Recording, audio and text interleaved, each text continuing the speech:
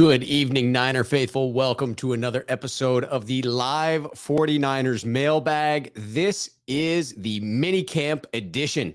The San Francisco 49ers moved up their minicamp from next week to this week. Kyle Shanahan talking about the idea that he just views it as 12 practices and that in his time here with San Francisco, he's never done more than 11 of those 12. So it's currently undecided whether we will continue the organized team activities next week. But judging by his comments here, you would think they wouldn't use all of the practices, even if they do get together a little bit next week. I've got to say, with Trey Lance just getting his feet underneath him, it's fair to wonder if the additional practices could be of greater use this year than they have in years past. When you have a veteran quarterback who you're just attempting to keep healthy, that feels like one set of circumstances. When you're bringing in the young sophomore quarterback who's going to be taking over for the first time, maybe those extra practices are worth the risk. It'll be interesting to keep our eyes on that.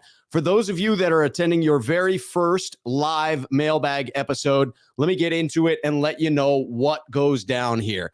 I have a list of previously submitted questions. Those questions came in either via Twitter when I sent out a tweet this morning asking for your 49ers related questions from the left shoe. You can follow me on Twitter. That handle is right here.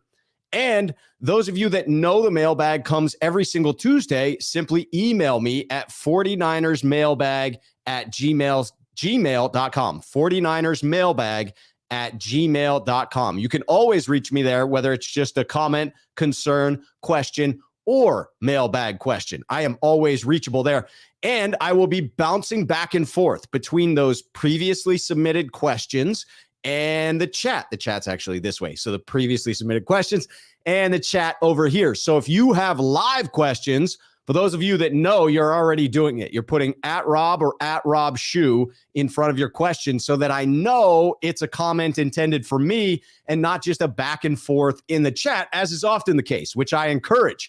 The enthusiasm in the chat is next level from the sneakerheads and the members here of Rob Shoe's channel. We had people that were in here expressing themselves prior to the start of the show and immediately following that. Niners 209 football in the house. Raphael 562 Niners. Alan Elizer, sneakerhead here on the channel, as is Raphael 562. E. Kim, sneakerhead here on the channel. Dan Rostek, sneakerhead here on the channel. Rob S. Look at that. Hey, Rob, it's me, Rob. Well, hello, Rob S. I'm Rob S. It's nice to meet you. The pleasure is all mine. Sean 951 Niners in the house. E. Kim again in the house. Terry Wright in the house. All right. So we're excited in the chat. We're going to get to it. Again, if you have a question for me and you're live in the chat there, hit the @Rob before your question so that I know you're talking to me as Andre's talking to me right here. Morning, Rob. It is evening here, but morning where you are, and I'll take it. I love the international flair. Joe coming in to say, what up? What up, Joe? All right, I'm getting into the first one. This one comes in from Ev Days. I got to give a shout out to Everett because Everett put in a couple of questions. One was 49er related, one was YouTube stream related, and one was personal. I'm answering all three, but it is going to be a delay. So the first one is coming up right here. The Niner related question is happening right now. If you want to find out my thoughts on YouTube streaming, you're going to have to stick around until about mid-show. If you want to know my favorite muscle car, you're going to have to stick around until the end of the show, complete with visual assist on the last one. So, I mean, it's worthy of sticking around. If you're here early, you know the drill. Help me out. Hit that like button, amplify my message, get the algorithm to recognize that Rob Shoe's content needs to be pushed out there. Hit that like button, and if you don't already, consider subscribing to the channel and hitting that notification bell.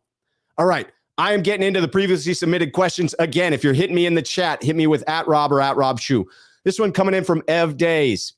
What do you consider a sleeper issue for the 49ers? Shout out again to Ev Days, who is the graphics department of the San Francisco 49ers quality control.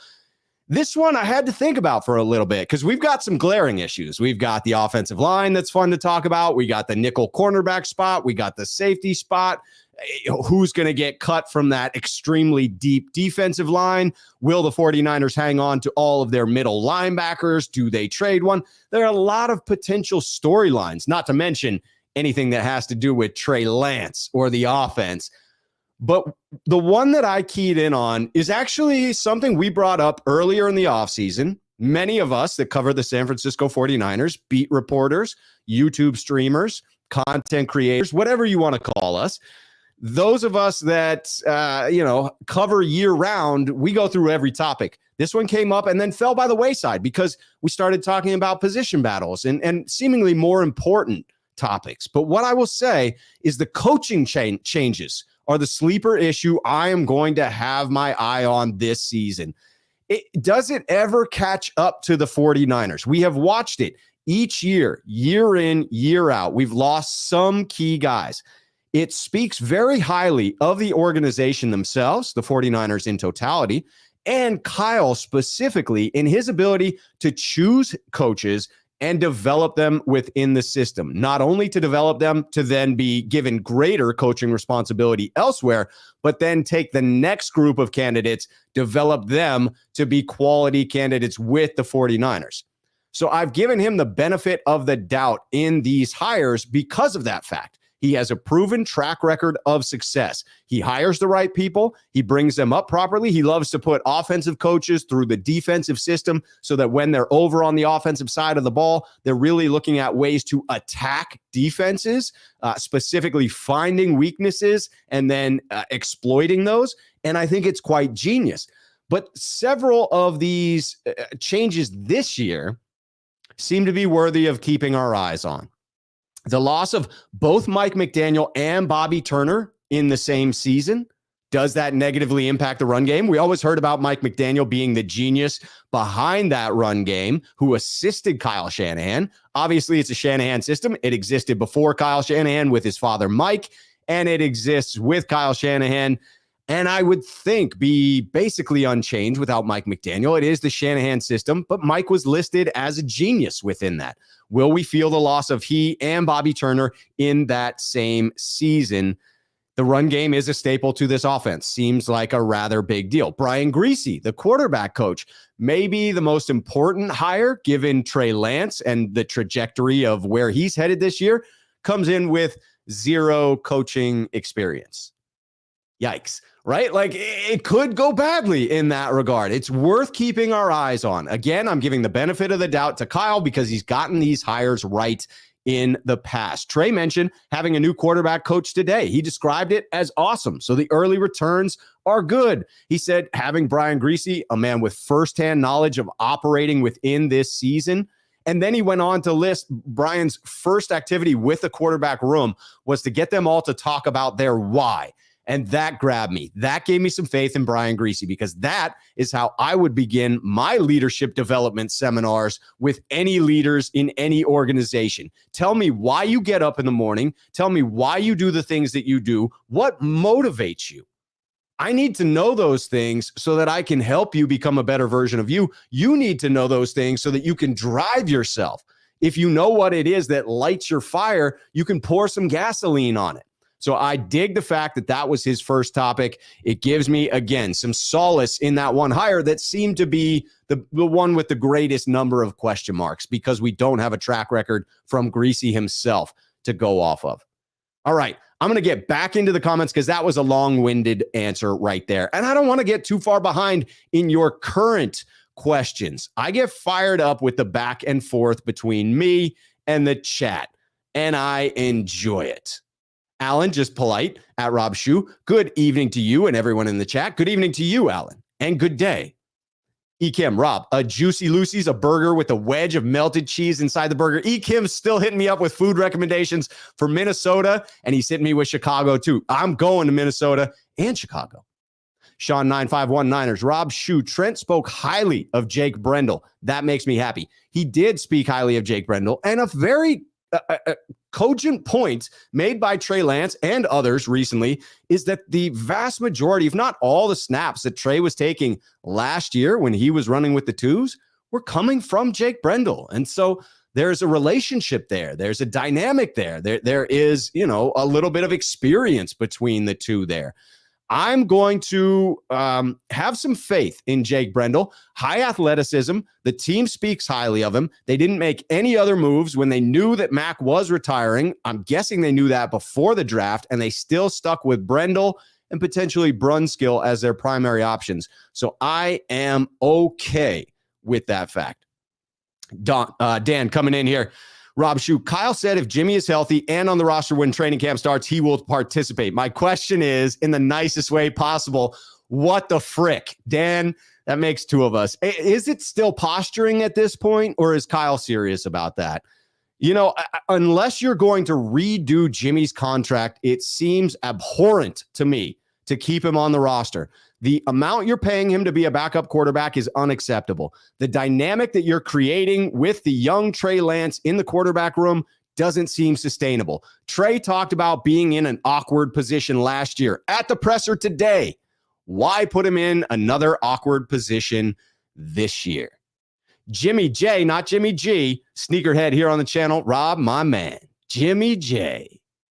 Luke Walsh doing the good deed. Ronnie Lott, hit that like button. Hit it. I mean, don't break it, because Ronnie would certainly break that like button.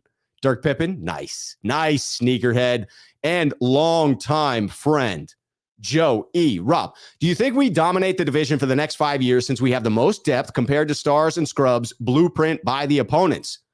I think that the 49ers are set up for success, long-term success. There's no doubt about that in my mind. However, I'm not going to undervalue the NFC West.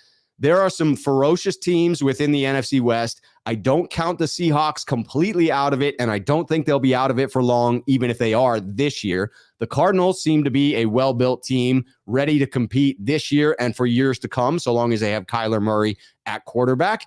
And the Rams are certainly built as Super Bowl contenders right now, and at least for the next couple of years. When Matthew Stafford retires, if they have not come up with a replacement at that time, then I'll be a little more confident. But right now, we've got to prove that we are the team to beat.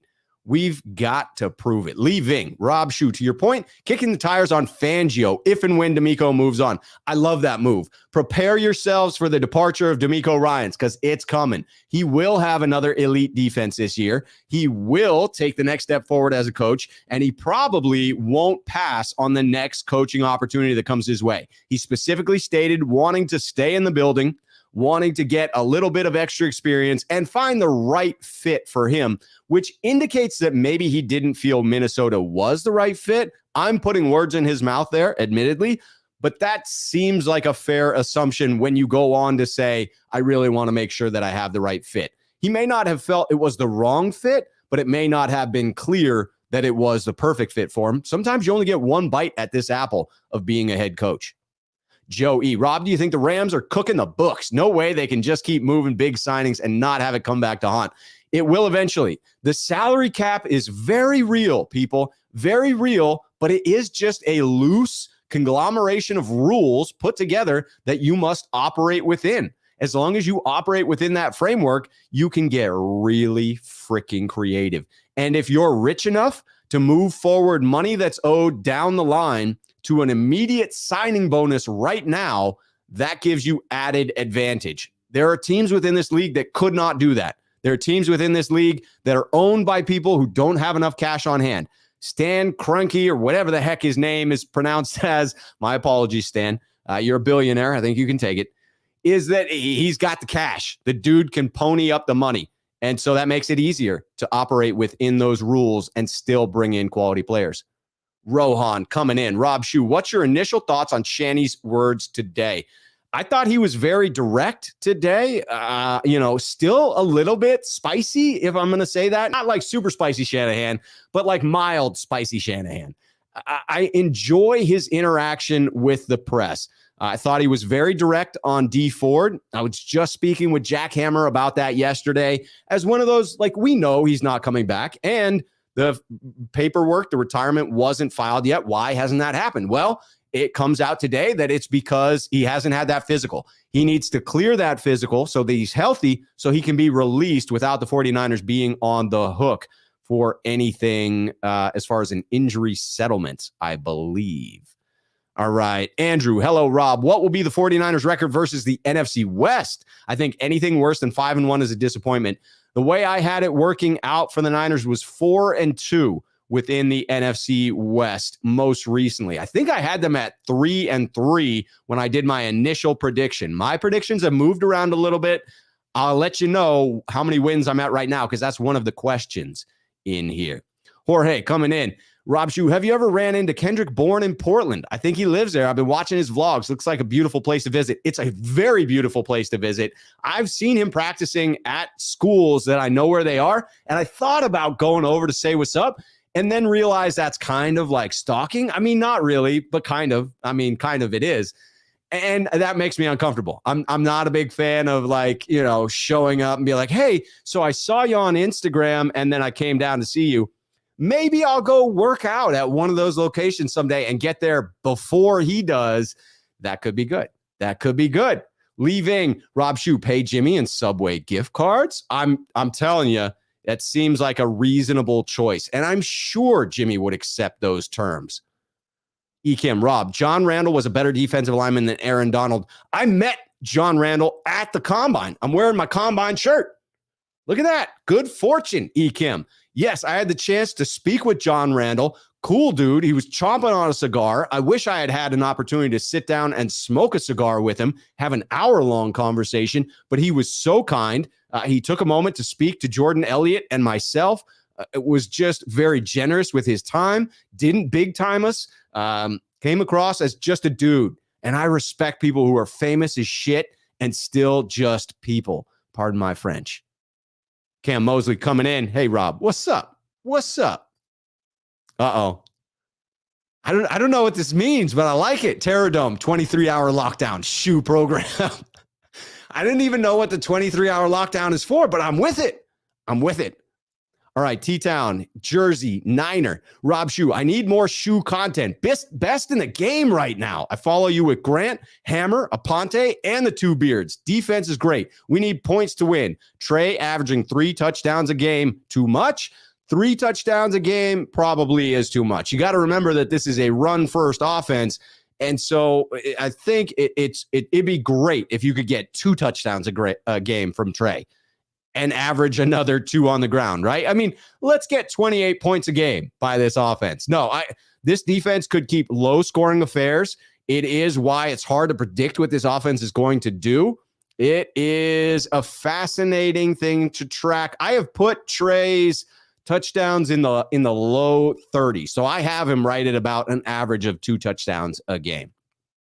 Mosley coming back in. Cam Mosley coming in. What kind of camera you use? It's so clear. Thank you. It's a Sony A7C. Always happy to answer that. All right. I will get back into it. Here we go. Dirk Pippen. Rob, Odell crashed McVay's wedding. Think he'll re-sign with the Rams?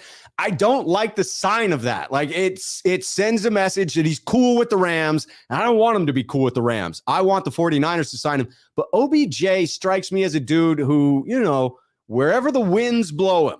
So he could end up with the Rams. But if the Niners come knocking, if Deebo makes a phone call, if it's mid-season, early season, the Niners have a good record. They've got some money available because they've already traded Jimmy Garoppolo at that point. I think he can be had by the Niners as well. Daniel Garcia disagrees. He stays in LA. I think that's a more than 50% chance that he ends up in LA again. Art the Collector, Rob, what's with the injuries to the rookies? So far, the only one I have heard of is Danny Gray's hamstring, and that is a concern with some of these speed wide receivers. Hopefully, it's not a recurring issue, and hopefully it is minor. But hit me with any others that did, in fact, get injured as well. That's the only one that I am current on. Andrew, Rob, do you think DB Cooper survived his skydive? I mean, maybe if he did, he's rich and I want to meet the guy. Maybe. That is, for those that don't know, DB Cooper robbed a plane and then jumped out with the money and was never seen again. It's a mystery. It's a mystery. All right, I'm getting back into the previously submitted questions, a couple of them this time. John B with this one. John B says, which running back do you think is the odd man out in a crowded room with the recent influx of mid-round picks? Right off the bat, I'll say that the 49ers carry 4 running backs and juice. So 5 running backs total. 3 of the backs feel like locks. Elijah Mitchell, of course, he's a lock. TDP, of freaking course, he's a lock as well. Trey Sermon feels like a lock. He would really need to be bad at camp to get cut. A 3rd rounder from last year. It's not unheard of. Happened with Joe Williams, but that was more of a like, I'm done with the game of football type of cut. Trey Sermon would need to be bad, in my opinion, for you to actually cut him. So on the bubble already is Jeff Wilson Jr. and JaMychal Hasty. Initially, I thought it was Hasty that gets the axe. I said Jeff Wilson Jr. will be the 4th man in, but now I've got my eye on Jordan Mason, and I think you should too. Jack Hammer correctly sussed out last year that Elijah Mitchell was something to behold early on in these practices. Lo and behold, after organized team activities, Jack comes back to say, I got my eye on a new running back this year, and it's Jordan Mason. If he makes a cut, both Wilson and Hasty could be the odd men out. All right, this one came in from 2 different sources. Both Notorious GAV and Ekim both had the same question on their mind, and it was Brandon Aiyuk. So the first question from Notorious GAV, predict Aiyuk's numbers with Trey Lance as a starter. Then Ekim, Rob, do you see Aiyuk having a big season? I think he may lead the team in receiving yards. That is my bold prediction here. I'm going to give you the stats so that you heard it here first. Brandon Aiyuk, 84 catches this season. That's coming off of 60 and 56 catch seasons the past 2 years. With those 84 catches, Brandon Aiyuk is going to eclipse by a hair 1,100 yards receiving. I did that based off of his prior average yards per reception, based on my assumption that he is going to get the targets this year.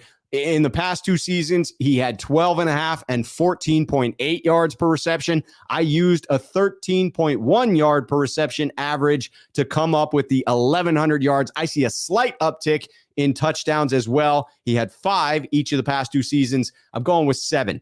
84 catches, 1,100 yards receiving, 7 touchdowns.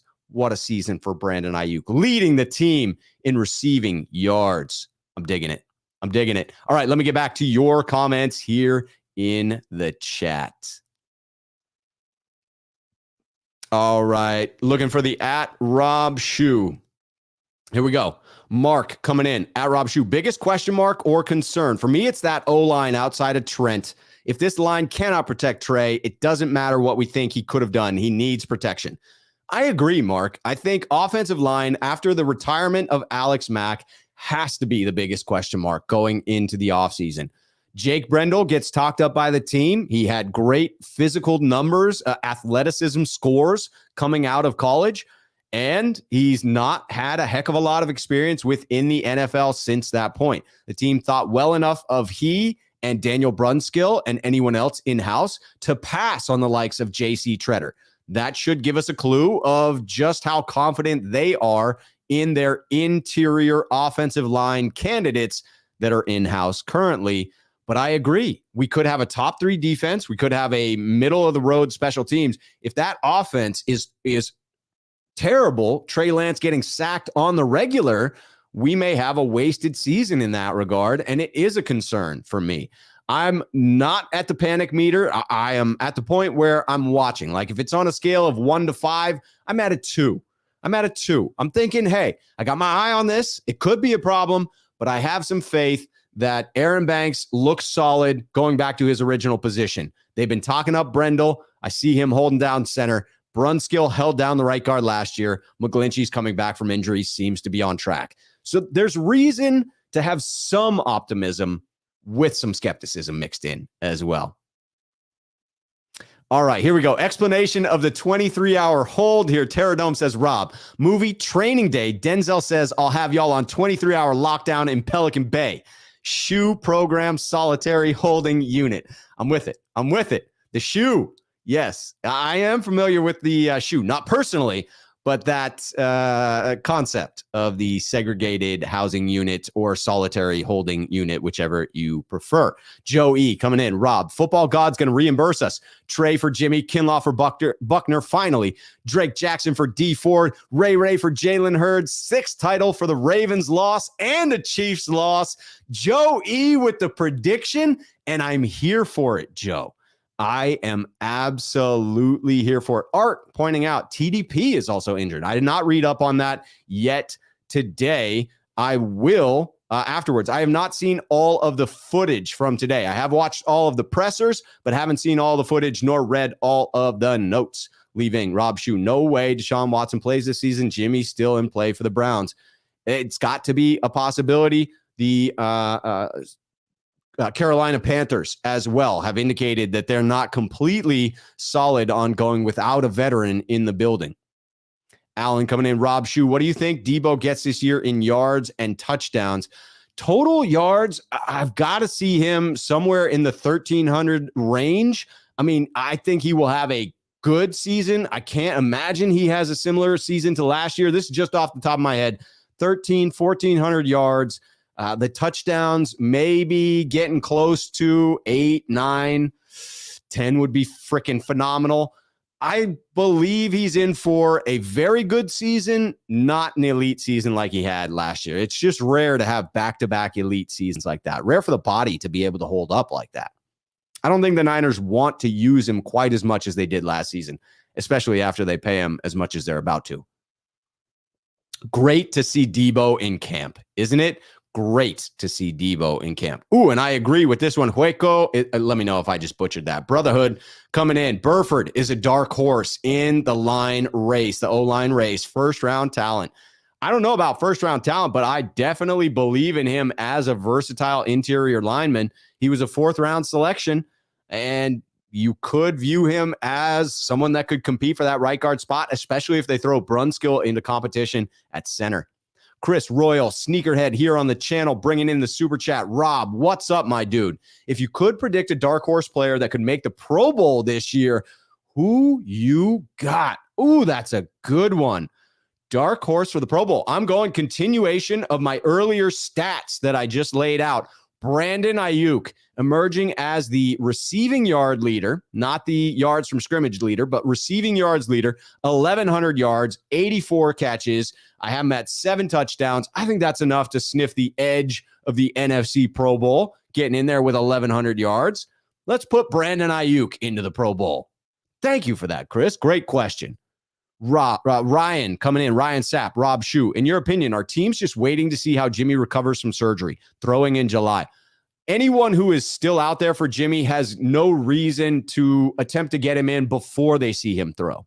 So you might as well wait until you have confirmed everything's golden. It's not the type of surgery where you would expect anything to go wrong, but it is a surgery. You never know with those things.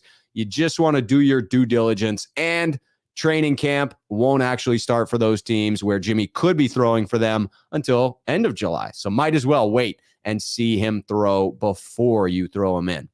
All right, I'm getting back to some previously submitted questions here. I will be back in the chat in just a moment, so don't fret if you are there. This one I had to significantly shorten. It came via email from Thomas L. I was about to say your last name, Thomas, but that doesn't fit with my anonymity that I put in for the mailbag questions. Thomas L. So what you see on the screen, I'm going to read first, but then I'll read the entire question as it was submitted, as I always do. Here's the abbreviated version to fit on the screen. With the addition of Charvarius Ward, will Ambry Thomas be relegated, my apologies, to backup? Do you anticipate the 49ers trading Emmanuel Mosley to let Ambry shine, or will the 49ers try to hoard all the DBs they can? Coming in from Thomas L. Here was the original unedited question. I was really impressed with the way that Ambry Thomas came along last year, from looking lost to sealing our seat in the playoffs with the game-ending interception. With the addition of Charvarius Ward, I'm afraid he'll be relegated to backup, as it appears he can't play nickelback. Do you anticipate the 49ers trading E-Man to let Ambry Thomas shine, or will the 49ers try to hoard all the DBs they can? Thanks, as always. Appreciate the content. I appreciate the question, Thomas, and appreciate the email, which gives a little background to why you arrived at your question. I always like going through the logic. I don't expect the Niners to trade any of their defensive backs. We have to remember first and foremost that it may be a little bit of a stretch for Jason Verrett to make it through camp and onto the 53-man roster. So it may not be 4 really great cornerbacks on the outside. It may really just be 3. If he does make it, the Niners may still try to limit his reps early on in the season in the hopes that, hey, we're a playoff caliber team. We want these players available late in the season. If he makes it and they're willing to play him, having 4 starting caliber outside corners is not a problem. If it is a problem, it's a good problem to have. It's a long season. As we saw last year, I think the 49ers would want to insulate themselves against injury as much as they could at that position. How do we then address the nickel spot? Denard seems to be the favorite, but of the outside guys that can play nickel, I like the adjustment of Emmanuel Mosley sliding inside and Ward and Verrett, or Ward and Thomas on the outside, depending on health, depending on who's playing up to their ability at that spot. It's very nice to be talking about the cornerback position with like too much depth. What do we do with all this depth? As opposed to saying, wouldn't it be nice if the 49ers finally invested a little bit in the secondary? No, they have. And now we have a dearth of players there. All right, Ev Day is coming back in. I told you we were getting to the multiple questions from Ev. This one's about streaming. Ev came in to ask, how long have you been streaming? And do you have any advice for up-and-coming streamers? I now have been streaming. I put out the first couple of videos on my channel. The first one, the Princess Bride reference to the Battle of Wits for the draft pick, came out right before the draft, where I correctly predicted that the 49ers would select Trey Lance. When I looked at the tape, it seemed rather, it jumped off to me. It jumped off the page to me. I saw Trey Lance as the pick. So that was the first video that went on my channel. But I didn't actually live stream until we got a lot closer to the season, maybe even in the start of the season. So sometime around September, October would have been my first live stream, I believe. And I've been doing it ever since. I absolutely love it. I love the dialogue that can be had within YouTube where you have actual interaction of a live stream happening, people in the chat speaking to you in real time, directing the conversation. It's just phenomenal. And I love working with people. The collaborations that I've been able to do are phenomenal. So what advice do I have to people that are looking to get into it? First and foremost, be yourself. When you rewatch yourself, you want to be able to say, that's me. Like, that's genuine me. There's no worse feeling than rewatching yourself and thinking, man, like I'm trying to be somebody else, or I'm acting a way that doesn't feel natural to me. When I rewatch me, I tend to see me. And it's a version of me. Someone asked me that. They're like, what percentage of you is it in your YouTube videos? It's definitely me, but it's just one side of me. It's a PG-13 side of me. I curse a hell of a lot more in real life. It's a positive side of me. I'm a positive guy. I always try to look to the positive, but I'm a human being. I go through ups and downs, and sometimes it's difficult to get myself up for a stream because I attempt to put a positive version of myself out there. But in that vein, the next piece of advice is be kind to yourself. If you're not able to keep up on the amount of content you want to put out, if the content you put out isn't good enough, if you have a bad show, if you're feeling down and you just can't stream, if you screw up and you need to admit that you made a mistake. I did that the other day when referencing Trey Lance and the relationship that may or may not have ever existed with Colin Cowherd's daughter. That was just in poor taste. Like, why did I bring it up? But I did it for a joke, and the joke wasn't even that funny. And then I regretted it afterwards. So I will be kind to myself in that instance, even though my temptation is to rain down criticism upon my own head there. Don't get down on your mistakes. Other people really don't notice them as much as you do. Fail quickly. Like, intentionally fail. If you wait until you're no longer embarrassed by the product that you put out, by the live stream that you're about to put out, you waited too long to launch your channel. In other words, you should be slightly embarrassed by whatever it is you put out. That's a sign that, like, you're at the cutting edge. It's great advice that I have heard from some E-suite leader within Silicon Valley. I couldn't agree with him more. Accept that it's not going to be perfect, and that's okay. Next piece of advice, keep going. New content is key. Keep producing content regularly, even when you don't feel like it. But again, going back to being nice to yourself, I didn't have it in me to do a show on my program yesterday. Jack reached out. I went on his channel, felt a million times better. I just didn't have it to do it on my channel. Didn't have someone to collaborate with, didn't reach out early on in the day. And sometimes I've just got to be okay with that. Collaborate with awesome people. It makes your job so much easier. It makes it more enjoyable. It allows you to tap into new audiences. Have fun. Like, why else would you be doing this if it is not to have fun? If you're not enjoying yourself, check out why. Ask yourself why and dive into it, because it probably ain't about the money. Let me be honest. And don't let haters get you down. Don't engage with negativity. Realize that there's something in that person's life that causes them to react in that way, that causes them to attack you in some way. It doesn't mean that you have to go negative, and you always have that choice to stay positive. That is my sage advice to anyone out there thinking about it. And you don't have to go crazy on the setup. I did, but I go back to content is key. Better to put out good content than to worry about having the perfect camera, because it can be a little pricey there. All right. I'm getting back to one Niner question, then I'm back into the chat to get to your live questions as well. Chat's that way.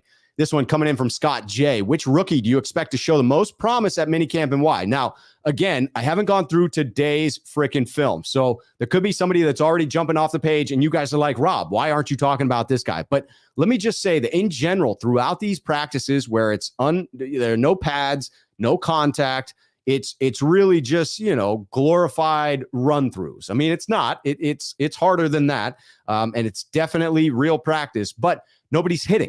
So speed kills, and the position, the skill position players are able to flash a bit more. Speed players are able to flash a bit more.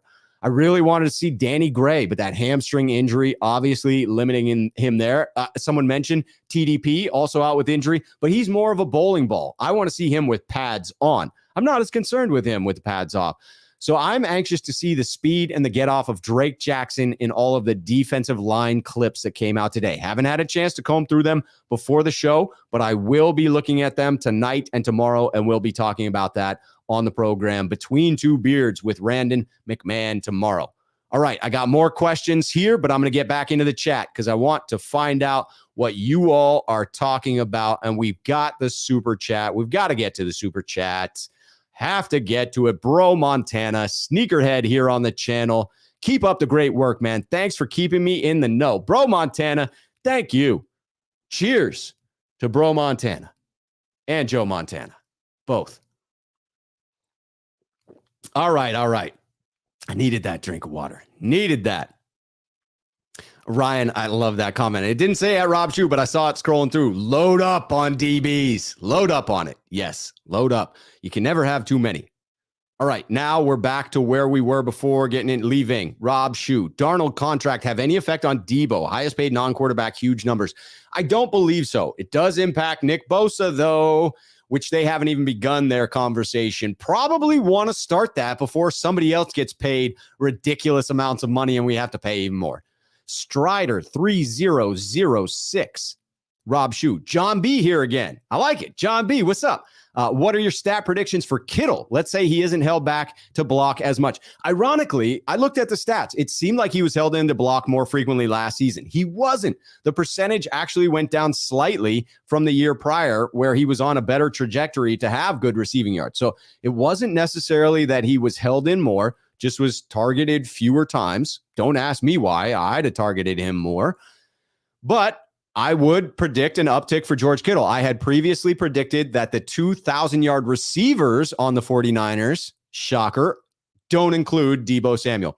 That the 2,000-yard receivers would be Brandon Aiyuk and George Kittle. I have put Brandon Aiyuk as just a hair over 1,100 yards, and that means Kittle is in between 1,000 and 1,100. So let's go with 1,046 yards on the season. 1,046 for Kittle. Big year. Art the Collector. Rob, did you see how ripped Kinlaw looked? Yes, and I'm hoping for an emergent season from the young man. Ellis 10. Rob, what would you grade the moves made by the 49ers to fix the secondary issues from 2021? Re-signing Jason Verrett, getting Charvarius Ward, a couple of draft picks. I mean, I was upset that we didn't get anyone specifically for the nickel cornerback spot. If I'm wrong about that, I'll be happy to admit Darqueze Dennard is the man, right? He's that reclamation project, past first rounder. It may end up working out well. I love all the other moves. Nickel cornerback is where it is jury still out. So I'm going to say a B because of that. Because of my unsurety at the nickel position, I'm giving it a B. Rohan coming in. Rob Shue. Something I mentioned earlier this week was Ambry potentially in the slot. He's gained some good muscle. What's your thoughts? I don't know of any experience Ambry has there. I'm certainly open to it. I like competition at the slot. I'm not thrilled with Darqueze Dennard being handed the reins there. It feels like the least prepared for position in that regard, because I have more faith in Talanoa Hufanga than Darqueze Dennard. No offense to Mr. Dennard. I have, from the get-go, subscribed to Matt Barrow's comment around Emmanuel Mosley, who I know can play the slot, sliding inside, and either Ambry Thomas or Jason Verrett being on the outside. And I'm stealing content from something I'm going to say in a couple of questions on the prepared ones, but it was a good one from Rohan. All right, Lee Ving. Rob S. Aaron Donald contract numbers have any effect? Oh, we got to that one. Yes, we did. Ryan coming in. Rob Shue, I love your overall attitude and analysis, generally positive, but not over the top. I try to keep it real. I am always attempting to be real. I never want to be an intentional homer. I'll joke about being a homer because I do trend towards positive takes and I root for the 49ers. So those positive takes generally favor positive outcomes for the 49ers. But I am attempting to be realistic. I have watched a lot of football in my day. I think I'm a reasonably good talent evaluator. I take things very seriously. I lean heavily on logic. I'll take new information into account. So thank you for that, Ryan. I do try and be accurate, even though I might be a little bit of a homer. Starco fan 212 sneakerhead here on the channel. Rob Shue, is there anybody that you think the Niners will sign during this summer? Not barring injury, no. I think we are set for now. I could see in-season trades, in-season acquisitions. Talked about OBJ. Would not be shocked if the Niners started well, if they brought him in. Would not be shocked at a mid-season trade, again, if the Niners start the season hot. But as of right now, if they don't have an injury, I think they're pretty set. Let's go at Rob Shoot. Chris Royal coming in with the super chat. I like your Aiyuk prediction. My dark horse is Azeez Al-Shaair. I think that dude is going to have a massively productive year. That's a great dark horse, Chris, and one that I might steal from you going forward. It's pretty easy to imagine Azeez carrying forward the season he had last year and turning that into a Pro Bowl berth this year. He is a thumper. Finds himself in the right spots. Could end up with the green dot on his helmet for a couple of games again, right? The NFL is the type of league where it's not uncommon for a player to miss a couple of games. The average is right around 2 games missed per player each year. So you could see an opportunity for him to have, the green dot and earn even more respect. That one is a great pick. I love it. Leaving Rob Shue, hot take, Womack going to beat out Dennard. Jack is high on Womack as well. I got my eye on Womack. I love it. Art the Collector in agreement. Samuel Womack will take the nickel job. I'm loving this optimism. Loving it. Cam Mosley agrees with Chris on that super chat. Azeez been a dog. Been one. About to go prove it this year. Maurice with the super chat coming in. Do you think the wobble is going to affect downfield throws for Trey? I don't. He seems to put that ball where he wants to with velocity. I'm more concerned with that wobble, with the velocity on the shorter throws. I want to see that touch. And I am pleased with what I'm seeing so far. Very small sample size. And I'm encouraged with what I'm seeing so far. When it's a longer throw, deeper down the field, I'm not as concerned with it being off because of the wobble. One would think those are the types of throws. You're putting a little more air underneath it. It's less likely to wobble. I feel like it's the line drives where you see significant wobble. And a line drive where you're really close to the quarterback and he whips it at you is like a knuckleball. That seems difficult. Leaving Rob Shue, would be nice to have Jimmy's cap space if there's a surprise vet cut at the end of training camp. I think we will. Have that cap space. We're trading Jimmy. Somebody's taking him off our hands. Somebody is. All right, getting into a couple previously submitted questions here. For those of you sticking around for Ev Day's last question about the muscle car, it's coming up. It is coming up in just a little bit. This one's still predicting 11 wins. Big Dig came in with the question. Must have seen my earlier prediction where I went through game by game. I wound up at 11-6. My answer, still predicting 11 wins? Yep. At a minimum, when I go back through. Jack and I did that exercise, and Jack came out with 14 wins at that point, I believe. At least 13. He had more wins than I did. We were both surprised about that, given, again, my trend towards optimism. But when I go through and go game by game, I am attempting to be extremely realistic.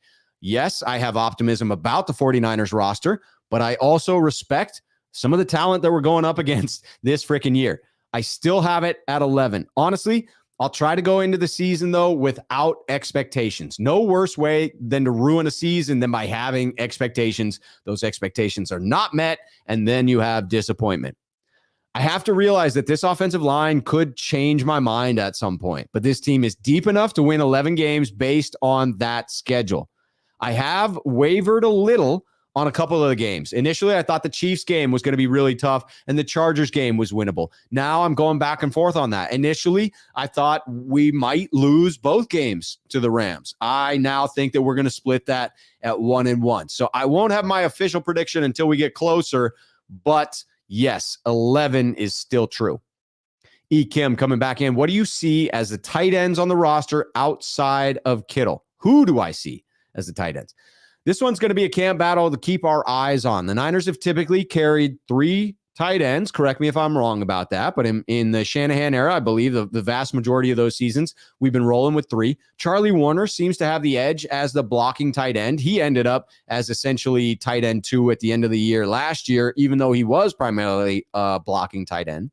And again, the rest of this is going to be a camp battle. I see it as a 3-way battle here. Tyler Croft, who has 81 games underneath his belt, played with the Bengals, the Jets, a few other teams, 101 career receptions for over 1,000 yards. Tanner Hudson coming in from Tampa Bay.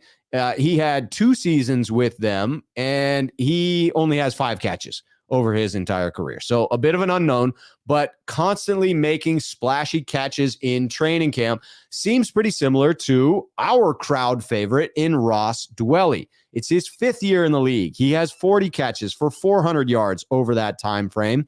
And I'm waiting for that season where Ross Dwelley finally emerges. We talk about him a fair amount during camp. He is definitely a crowd favorite to some, in particular, a few content creators. So his name gets bandied about quite a bit. My gut says it will be one of the younger guys who grabs the spot, but I'm actually going the dark horse candidate. I'm going to say Tanner Hudson grabs it, but I will be pulling for Ross Dwelley to take that next step. I'll be rooting for Ross Dwelley as tight end too. All right. Couple more questions, but I'm getting back over into the chat. I'll put this up while I'm finding that next Rob Shue question, because that's always an important reminder to hit the like button. All right. NYCE 1030. At Rob Shue. I think this season we can have 3 players over 1,000 yards. Last season, Aiyuk and Kittle were close, and I think only missed it by 100 yards or less. I'm excited about this season.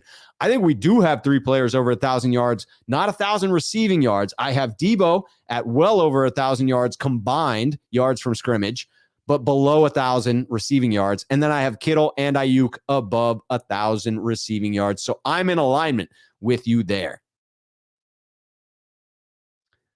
Dan coming in at Rob Shue. If McLeod isn't the punt returner for any reason, who do you see filling that role?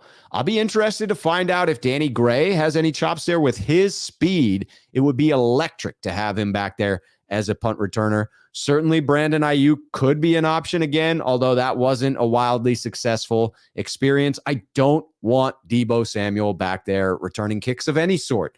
Let's get somebody else in there. Jimmy J, Sneakerhead here on the channel, coming in with the super chat. Rob, any more info on McGlinchey and his recovery, as well as his ability to pack on some weight by the time camp opens? Also, need to figure out where we're eating dinner at in Vegas for New Year's, brother.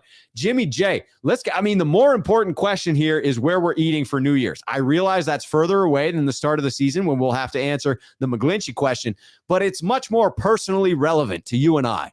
We've got to figure out what's going to be that restaurant and lock in some reservation. We got to find out how many sneakerheads are going to be in town. How many people want to get together for a dinner to go celebrate the Niners New Year's Eve? I won't be drinking, so I will be the one who makes sure that nobody gets in too much trouble, or at least has a cool head about me, watching out for anybody who's out there.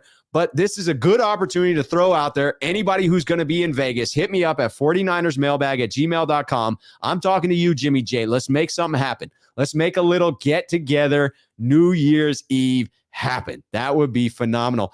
I like Starco Fan 212 suggestion here. I'm coming back to Jimmy J because I got to answer the McGlinchey question. But Starco Fan 212 saying, eat at Gordon Ramsay's. I have eaten at Gordon Ramsay's burger place. I forget what that one's called. Great Burgers. He now has a new English pub fare one. Starco, let me know which one you believe is the better of the two. I love it. All right, so back to the McGlinchey. Other than pictures of McGlinchey, a little bit of video, we've not seen anything, but it would appear as if he's trending in the right direction. The language that we're hearing indicates he's trending in the right direction. I have no additional information on top of that, but my expectations are reasonably high on McGlinchey being able to play early on in the season, if not week 1. Art the Collector, Rob, this is the one place that fans can speak their minds without being behind a paywall. Thank you, brother. P.S. Super chats are nice, though. They are. Art the Collector, I appreciate that. But the great thing about YouTube is just that. It allows for both people who want to be supportive in some way of the channel, either through becoming members of the channel as sneakerheads, or supporting through super chats. And it's a win-win. It allows me to interact with everybody, and it allows those who want to engage in that way the opportunity to engage in that way. I appreciate both. I appreciate both the dialogue and those that feel they want to support the channel in a monetary fashion. I want to say thank you to everybody who supports this channel. I mean that very, very honestly, from me to all of you.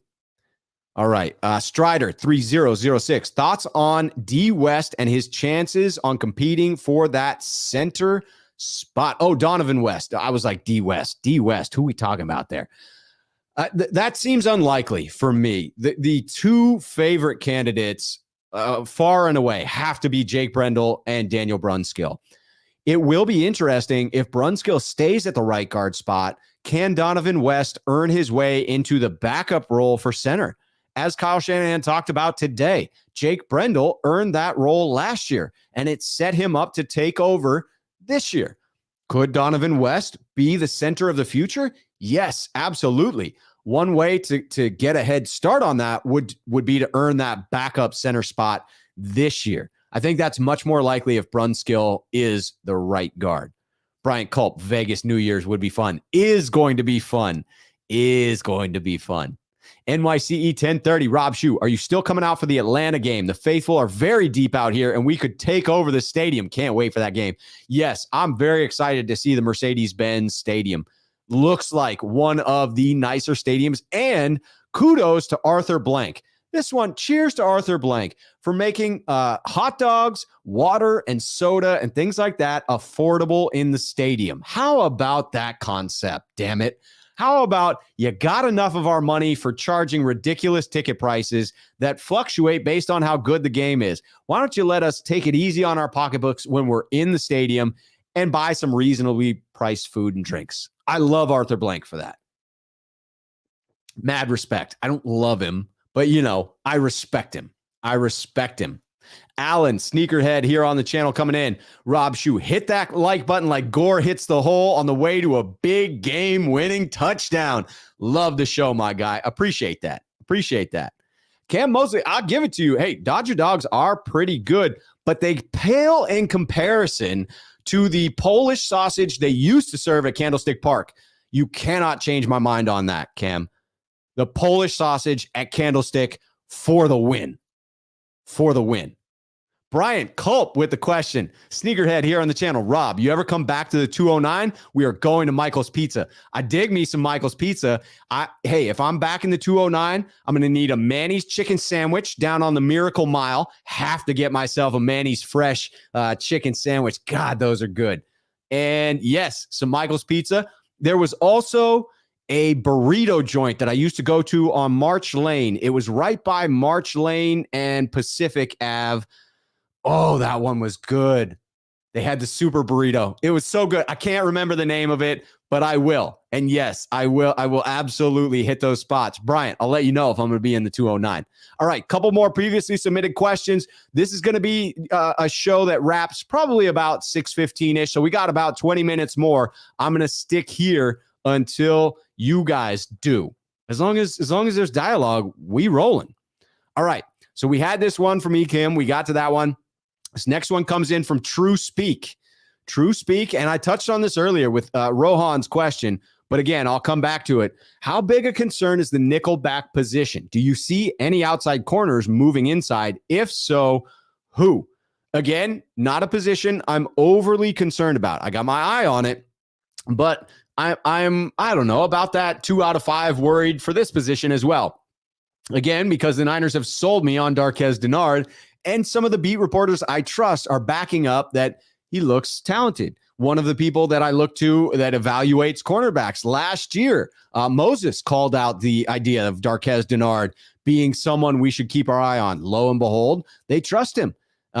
So I didn't realize last year the draft profile of Darqueze Dennard. I am now well aware of the fact that he is an ex-first round talent from the same draft as Jason Verrett and Jimmy Ward, and he was drafted before both of them.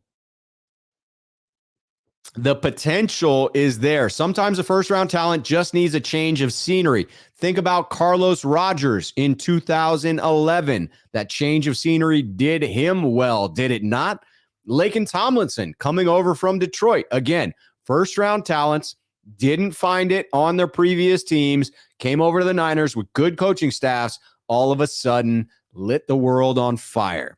That one is definitely something I got my eye on as Darqueze Dennard may be coming up, but I like the idea of Womack competing for that position.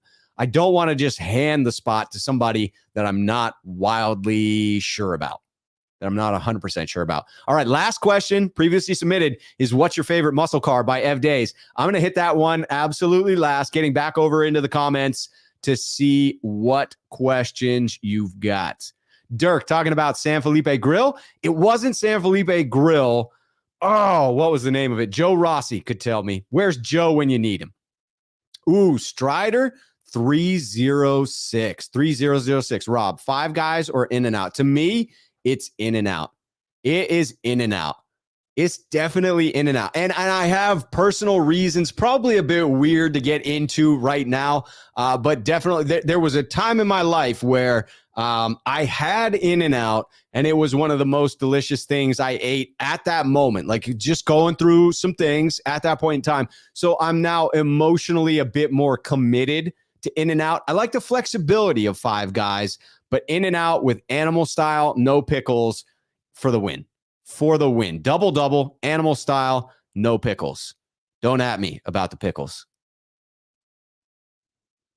Ooh, Art the Collector nailed it. Rob, it was Tepa Taqueria. Great burritos. Yes, it was Tepa Taqueria. It most definitely was. Phenomenal burritos and great people that ran that joint as well. All right, looking for a couple more of the at Rob shoes before I hit it. Leaving, coming in close. 69 GTO. No, leaving. That is the car I own. My very first car, my very first legal automobile that I owned, technically the third car that I owned, was a 1969 Pontiac GTO, originally Fireball Red. Well, not originally. When I bought it, Fireball Red, eventually painted it to a midnight blue metallic. That thing was sweet. Had a 455 cubic inch engine in it, not the stock motor. Was definitely not one of those valuable collector's items. It was a muscle car. I treated it as such. It had a couple of 12s in the trunk and the 3-chamber Flowmaster exhaust with the cutoffs right at the end. And those 12s are the reason I am partially deaf to this day. No doubt. Alan agrees. In and out 100%. I mean, we may be angering some Five Guys fans here. Just going to say, Chris Royal, this is a great pick for favorite. By the way, put those in. Those of you watching right now, I want to know, what are your favorite muscle car? Classics is what I'm looking for. Technically, muscle cars should be in that like 64 to 73 range, right? Chris is right on the money. My favorite, 1969 Chevrolet Chevelle SS with a 396. Goodness gracious. Hopefully got some 373 posse out back to catch, because those tires will be spinning in that big block. Luke Walsh coming in with another one, 68 Plymouth Satellite Coupe. Boom. Great pick. Talking about Raphael 5629er 67 Mustang Eleanor. Get him the GT350. I'm telling you. 69. Nope, missed it. But I'll get back to Ricky Williams there. Roderick Thomas, 69 Dodge Charger. Can't complain about a Dodge Charger. Love that huge freaking front hood. Ricky Williams, I'm working on a 64.5 Mustang, and it's almost done. I have a project in the works right now down in California, a 1967 Camaro RS SS with the swapped out the motor on that. Sadly, it happened. So Rudy Boy, 69 Dodge Charger with a Hemi. All right, one more question, then I'm going to tell you what my muscle car is. Dan with the question, Sneakerhead here on the channel. Rob Shue, would you consider Sudfeld an upgrade over CJ Beathard and Nick Mullins? It's super hard to say at this point. We haven't seen enough from Nate Sudfeld. It was confusing to me why we paid him any guaranteed money. Anything that committed us to Nate Sudfeld. It felt like the Niners were locking in a backup who knows the system, who is never, ever going to get called for by the fans. You're not going to hear Sudfeld, regardless of what happens with Lance. We will stick with Lance, get Jimmy off of the roster, and that feels like the healthiest way forward, because there will be some bumps and bruises, and I don't want to damage the young man's confidence. I understand those who say if you can damage his confidence that easily, well, he's not cut out to be a quarterback. I disagree. Respectfully, I think we're in a different era of sports, a different era of mental health. And I think we're finally recognizing healthy versus unhealthy. And I think it's unhealthy to put too much on a young gentleman who is still just 22 years old. Yes, sir. We got some more freaking classics being thrown off here. We got Art the Collector, 66 Chevy Malibu. Great looking car. I like a 67 Chevy Malibu as well. Brian Culp with the 65 VW Carmen Ghia. Not much muscle to that one, but fun and very pretty. Oh, that's one that you have. That's a dope car. It really is. That's a fun one to drive around. I'm guessing nice weather without that top. Dirk Pippen had a phenomenal 69 Camaro. And yes, I bet he does want that back. I remember that very fondly. Beautiful blue, black racing stripes. Oh, that was cherry. Strider 3006, a 67 Impala. Admittedly, I'm a Supernatural fan. Hey, can't go wrong with a lowrider. I had a buddy with a 64 Impala. It was dope. One fast Yami with the 69 Plymouth Cuda. All right, I know you've been waiting on it. We are now towards the end of the show. I'll check back in with the chat after I go through this, but let's talk about my favorite before we get too far. I like Rudy Boy 2004 Subaru Outback with Hello Kitty stickers. Serious power. Rudy Boy knows what's up. Rudy knows what's up. All right. Here is my selection for favorite muscle car as requested by Ev Days. First of all, I've got to say, Ev, I appreciate the question. It is a great one. And I do have to bring in a visual aid here to show just why I have selected the 1970 GTO Judge in Orbit Orange. Yes, sir. Look at that bad boy. Oh, my goodness. I mean, it's glorious. Look at the front and rear windows. There's no divider in between. That's what was referred to as shotgun windows, right? Because you could get the 12 gauge out the window. Not that anyone would do that. Not that I'm subscribing. I never would subscribe to any violence. You know me. That's what the name came from. It was a glorious car. It had the Endura bumper, which was polyurethane so that it could sustain a little bumping here and there.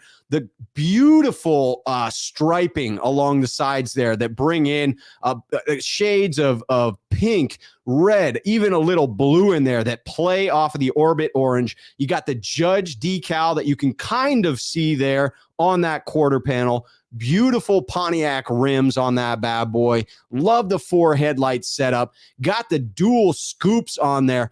This one had the option of coming either with the 400 cubic inch engine with the Ram Air 4 or the one I probably would have selected because I like the big blocks. 455 cubic inch engine. That's 7.5 cubic liters for those counting. Ridiculous. 7.5 liters. It was rated very conservatively at 360 horsepower and 500 foot-pounds of torque. If you didn't have positive traction in a car with that much torque, forget about it. I mean, all the Judges were going to come with that posi, I believe. I'm going with 373s Outback. I absolutely adore that car. You can see it in Dazed and Confused. That's where I first stumbled across it. Dirk Pippen, hot damn. Yes, indeed. It is beautiful. Luke Walsh, I dig that GTO. It is phenomenal. Rudy Boy playing with some serious power there, sir. Yes. Oh, he's talking about something else. Chris Royal coming in. GTO Judge is a beast. Stargo fan talking about the 60 Batmobile. It was good. I'm telling you, it was good. Dirk Pippen, Brandon Crawford should be pulling into AT&T Park in that ride. I'm telling you. Art the Collector coming in to share. Rob, my son has a 1970 Chevy Chevelle SS with 597 horsepower, sky blue with white stripes. Beautiful. Love it. Love it, man. It is phenomenal. All right, so that would be my choice. I really enjoyed being able to talk about muscle cars. You know me. I love talking about cars. I love talking about food. And I love it when we are able to incorporate those things into the stream. Like Bobby's saying here, I thought this was a Niner podcast, not car and food show. No, it's Niners with Rob Shue. And that means any chance I get, I'm bringing in cars. I'm bringing in food. I'm bringing in the good vibes. And I think cars and food can do that for us. Hey, if you're on the new electric car kick, I'm with you. I spent my time with Tesla. I drove a Model X P100D for a little while. That was an interesting experience, I will say for sure. It doesn't give you the same feeling, the same rumble as a classic muscle car. I do love the sound of exhaust. I absolutely love it. But hey, I like to get up and go too. So anytime you can do a 10-second quarter mile, you have my respect. All right, this has been a fantastic show. Raphael 562 Niners completely agrees. Great show, Rob. Thank you, Raphael 562 Niners. I'm loving it. This was a phenomenal mailbag. Again, for those of you looking to submit your questions for next Tuesday, every Tuesday is a Mailbag Tuesday. You can hit me at 49ersmailbag@gmail.com. Also, hit me there if you're going to be in Vegas or any of the away games I have talked about being at. I'd love to meet up. You know I'm all about the interaction. Even though I am an introvert, I still will expend that energy to see some of the sneakerheads and fellow Niner faithful.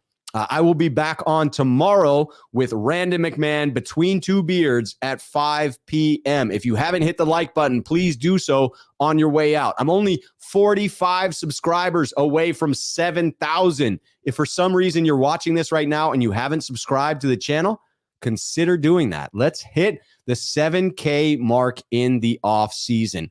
Thank you all for being here today. Appreciate the support. Appreciate the common belief in it being a great show. I tend to agree. I humbly agree. Thank you so much for all of you being here. I'll be back tomorrow. Until then, cheers, faithful.